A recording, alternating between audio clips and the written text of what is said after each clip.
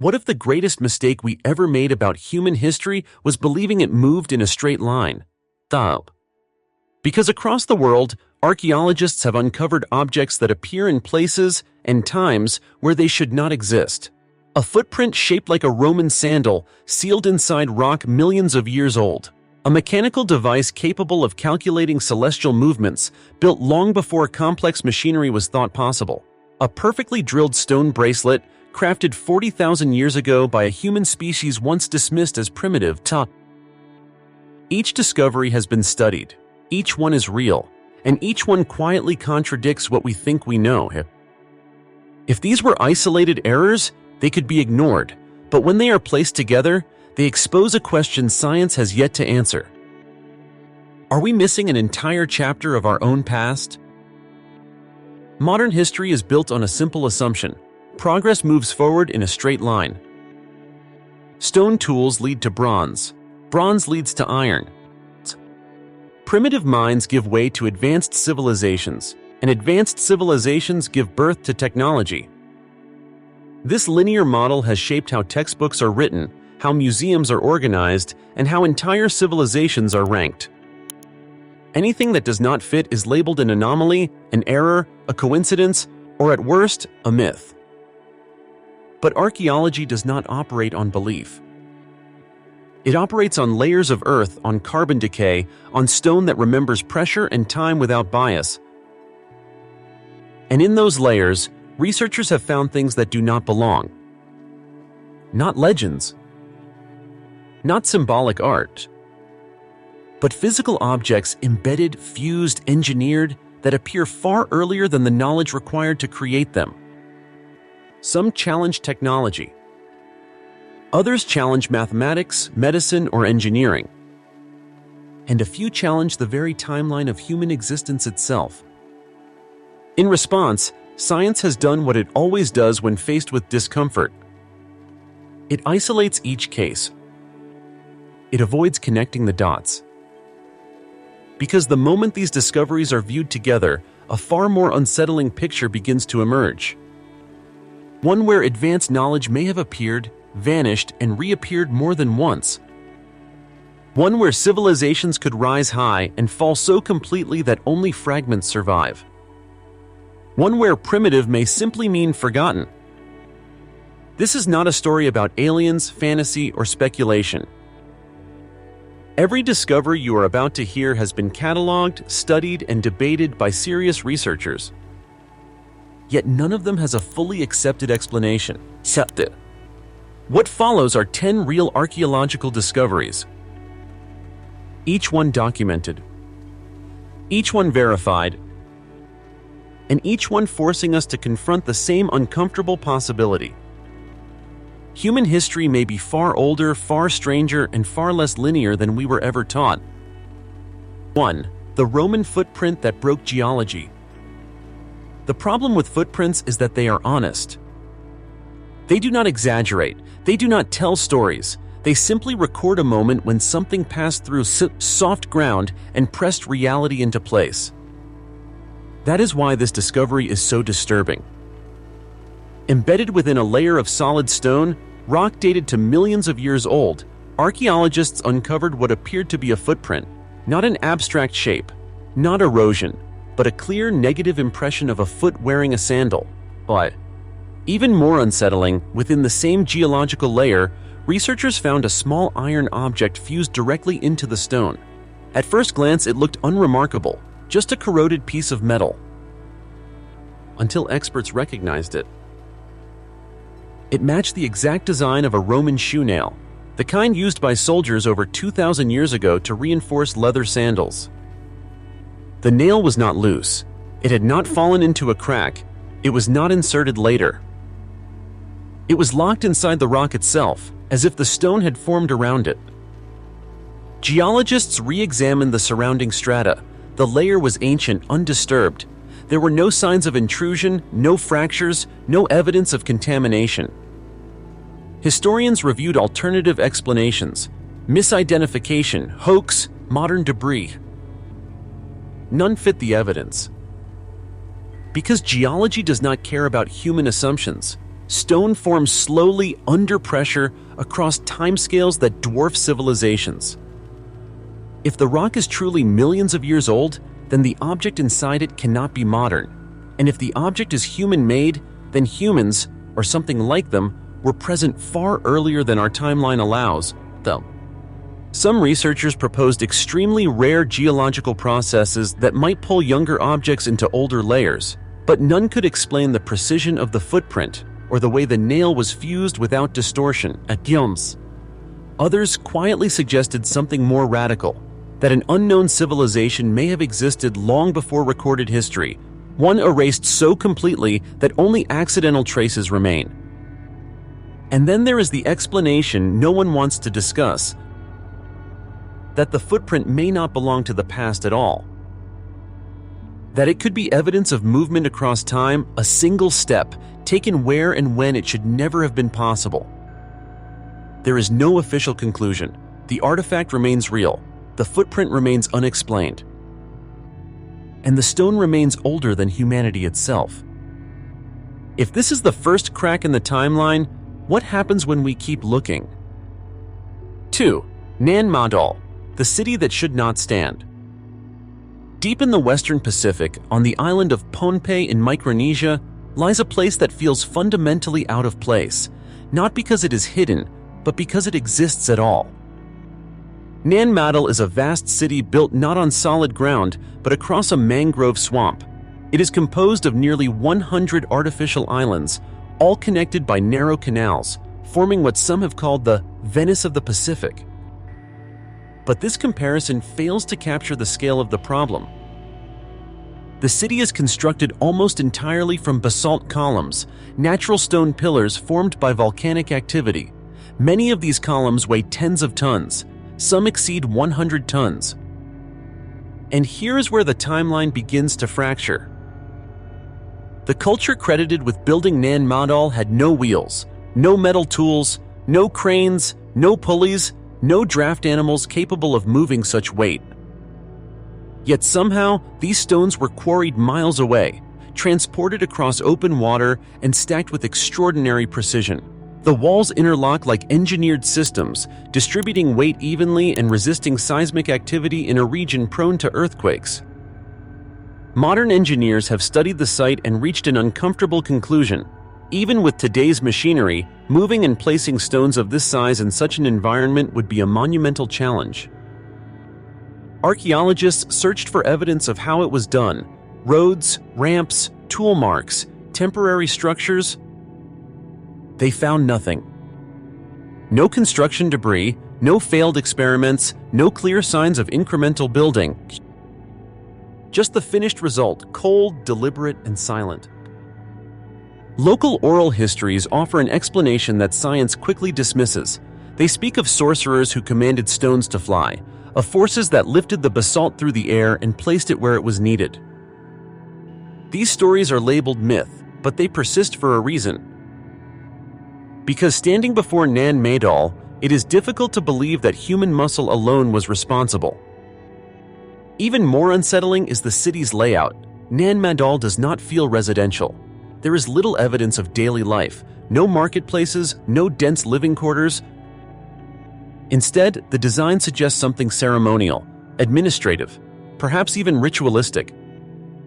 As if this was not a city built for people, but a place built by people, for a purpose we no longer understand.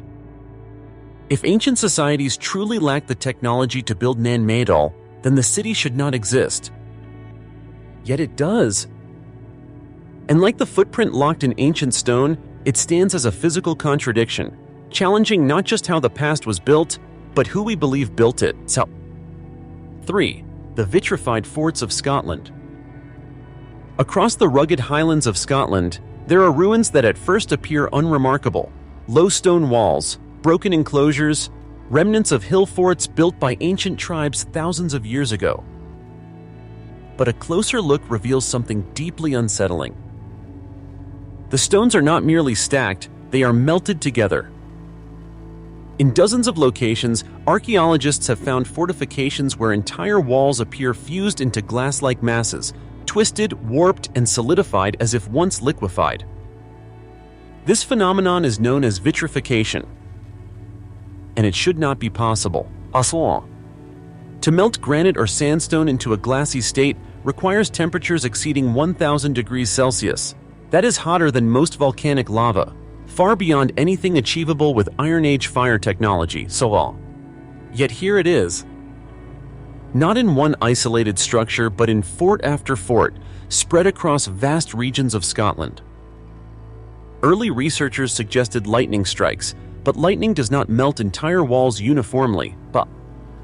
Others proposed massive fires fueled by timber, but experimental archaeology has shown that even enormous wood fires cannot reach or sustain the temperatures required to vitrify stone on this scale. The problem grows worse when examining the extent of the damage. Some forts show partial vitrification, others appear fused from end to end, as if swept by a wave of intense heat that moved deliberately across the structure. This does not look like accidental destruction. It looks like exposure. Exposure to an energy source we cannot identify. Local legends speak of ancient battles fought with fire from the sky, weapons so bright they turned night into day. Stories passed down as myth because there is no historical framework to support them. But myths often form around events that defy understanding. What troubles researchers most is not the melted stone itself, but the absence of explanation. There is no evidence of advanced furnaces, no residue of fuel, no signs of controlled industrial processes. Only stone that once flowed like liquid. If these forts were destroyed intentionally, the method used has vanished completely. If they were subjected to a natural event, it was one so rare that it left no modern parallel. Either way, the vitrified forts do not fit into the technological capabilities assigned to the people who built them. They stand as frozen evidence of an encounter with heat powerful enough to reshape architecture, and powerful enough to erase the method behind it. If ancient people could melt stone, what else might they have been capable of? 4. The Denisovan bracelet that rewrote human prehistory.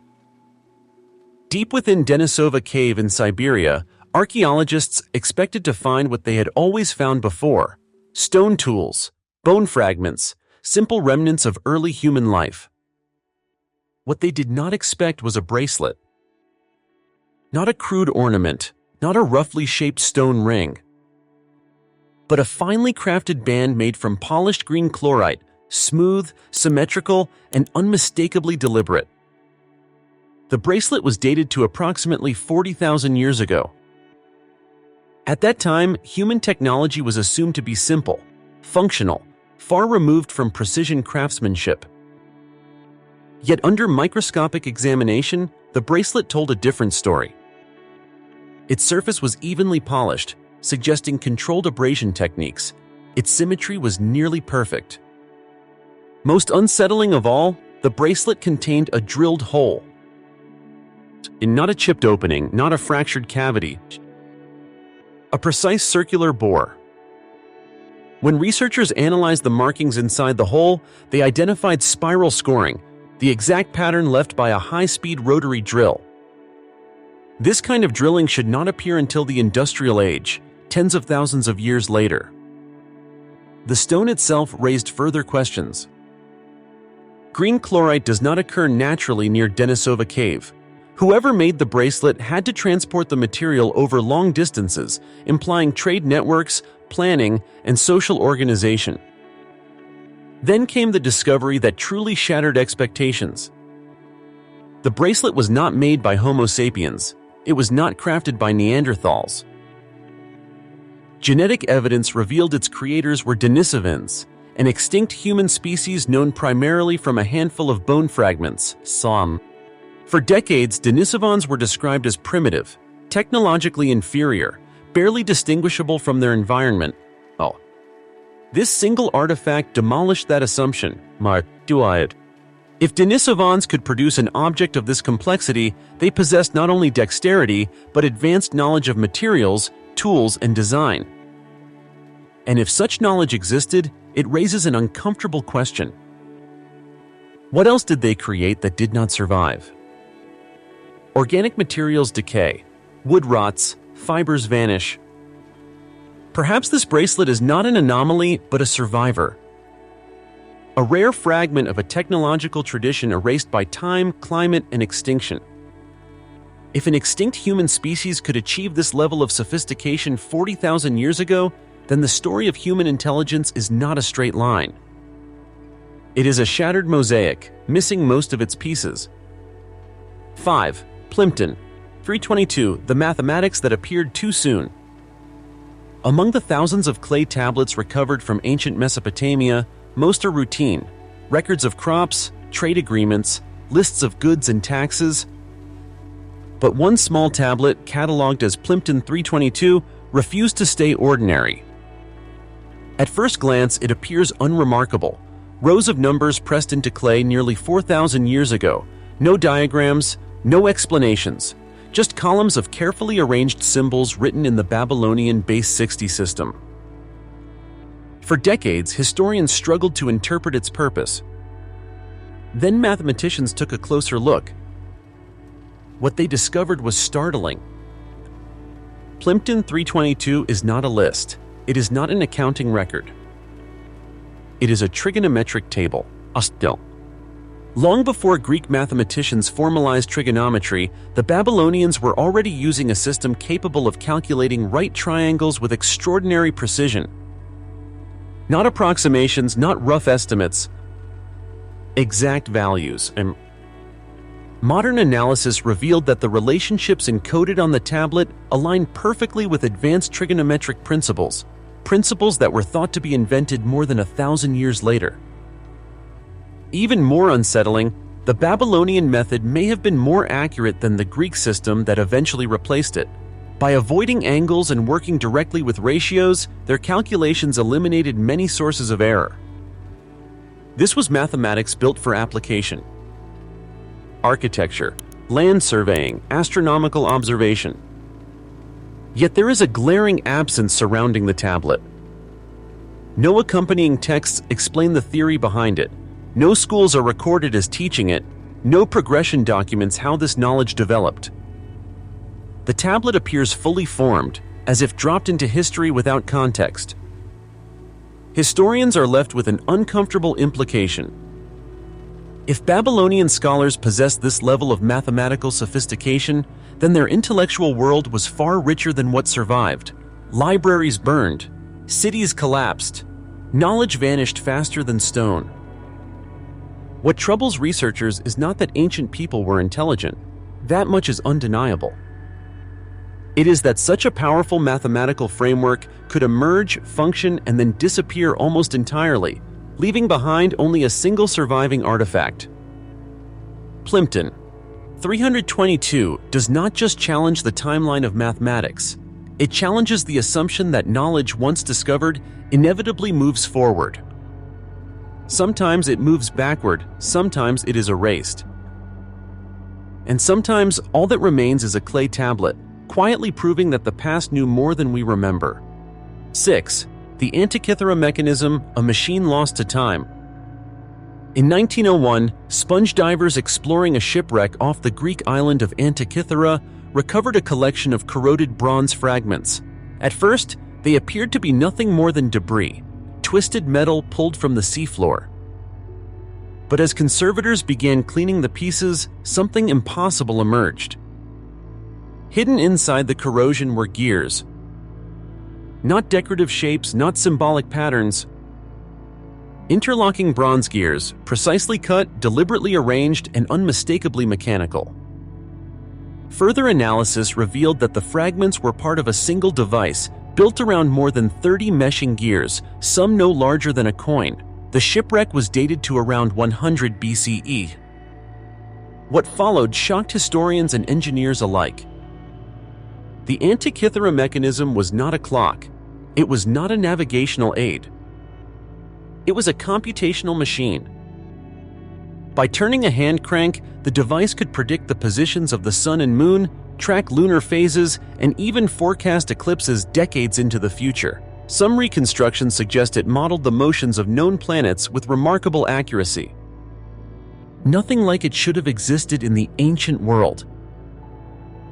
Comparable mechanical complexity does not reappear in history until medieval astronomical clocks more than 1,500 years later. There are no earlier prototypes, no later descendants. The Antikythera mechanism appears fully realized, then vanishes. This absence is what troubles researchers most. Complex machines do not emerge in isolation. They require skilled craftsmen, mathematical theory, and a tradition of experimentation. Yet no texts describe such devices. No workshops have been found. No broken attempts litter the archaeological record. It is as if an entire technological lineage was erased. Some scholars believe the mechanism represents a lost branch of Hellenistic science, knowledge that flourished briefly before being extinguished by war, political collapse, and cultural upheaval. Others argue that this level of engineering suggests far more widespread expertise than a single object implies. Because no one builds a machine like this by accident, the Antikythera mechanism forces a difficult question. How many advanced ideas were discovered in the ancient world, only to be lost before they could reshape history? If one machine capable of modeling the cosmos could disappear without trace, what else might have vanished with it? 7. The Piri Reis Map. Knowledge from an unknown source. In 1513, an Ottoman admiral named Piri Reis compiled a world map unlike any other of its time. Drawn on gazelle skin, the map depicts parts of Europe, Africa, and the Americas with a level of accuracy that should not have been possible in the early 16th century. At first, historians assumed it was simply a product of emerging age of exploration knowledge. Then they looked closer. The coastlines of South America are rendered with striking precision, not approximate shapes, not speculative outlines, but proportions that align closely with modern maps. Even more puzzling, portions of the map appear to show land masses that were officially discovered centuries later. Most controversial of all is the suggestion, still debated, that it may depict a section of Antarctica without its ice cover. Piri Reis himself provided a clue to the mystery. In notes written directly on the map, he stated that it was not an original creation. It was a compilation, assembled from much older source maps, some of which he claimed dated back to the time of Alexander the Great. This raises an immediate problem. To map coastlines accurately, one needs extensive exploration, standardized measurement, and reliable navigation. Longitude, in particular, is extremely difficult to calculate without advanced instruments.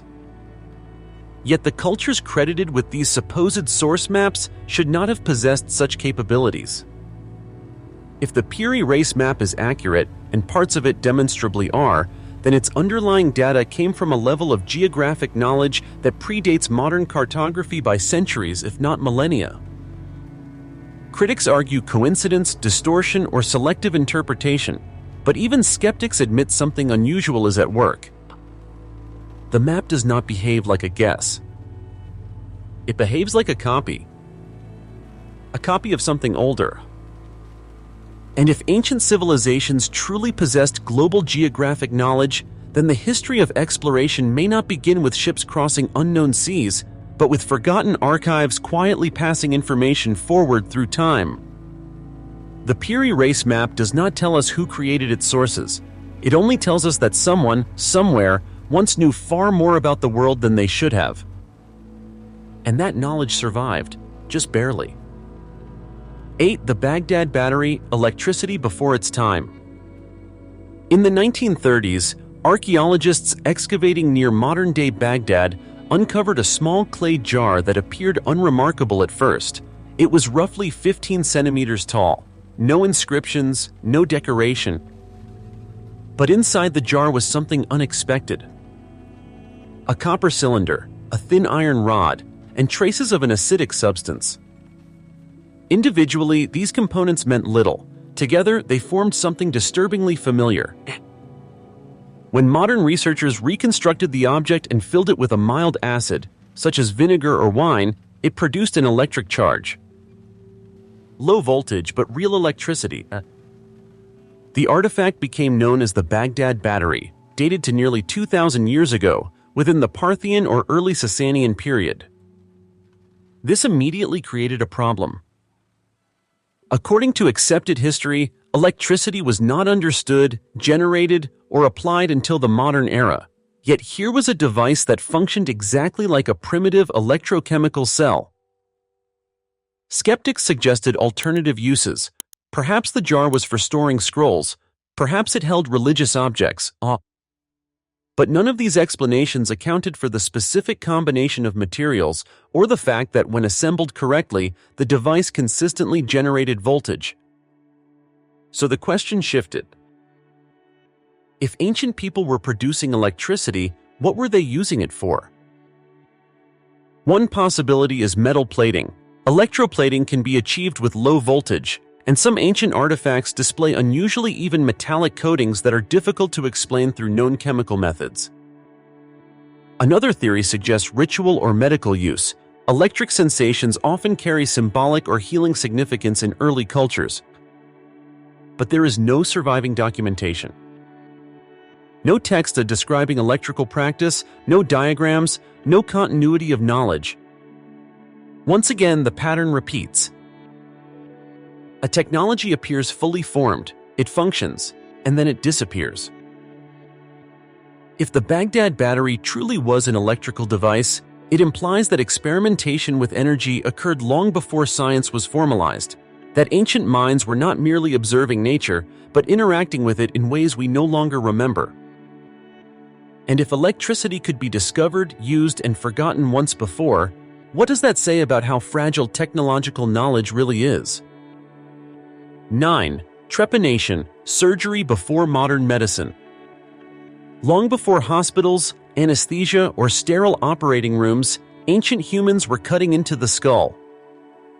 Archaeologists across Europe, Africa, Asia, and the Americas have uncovered human skulls dating back 10,000 years or more, each bearing a circular hole deliberately carved into the bone. This practice is known as trepanation. At first, researchers assumed these holes were signs of violence, battle wounds, execution marks, but closer examination told a very different story. The edges of many skull openings show clear signs of bone regrowth. The individuals survived the procedure, sometimes for years afterward. This means ancient surgeons were not only opening the skull, but doing so with enough precision to avoid fatal damage to the brain, blood vessels, and protective membranes. They were performing surgery. Without metal scalpels, without antiseptics, without pain management as we understand it. The tools used were often stone blades, obsidian flakes, or sharpened bone, materials capable of extreme sharpness but requiring remarkable control. Even more puzzling is the consistency. Trepanation appears in cultures separated by vast distances and time periods, yet the technique is strikingly similar. The same circular forms, the same careful scraping rather than violent cutting. Why perform such a dangerous operation? Some theories suggest it was used to relieve head trauma, reducing pressure after injury. Others propose spiritual reasons, such as releasing evil spirits or treating mental illness.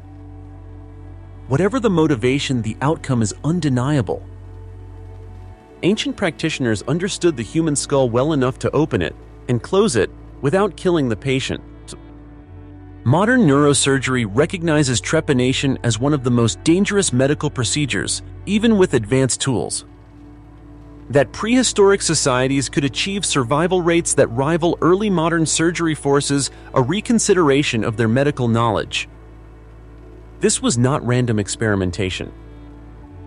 It was practiced, refined, taught, and then, like so many other ancient skills, it faded. If complex surgery could exist in the deep past, what other medical knowledge might have been lost simply because it was never written down? 10. The Costa Rica stone spheres, perfect shapes, unknown purpose. Scattered across the jungles and river deltas of Costa Rica are objects that appear almost unnatural at first sight.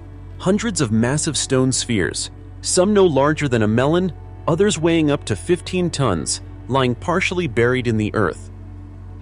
What makes them extraordinary is not their size. It is their shape.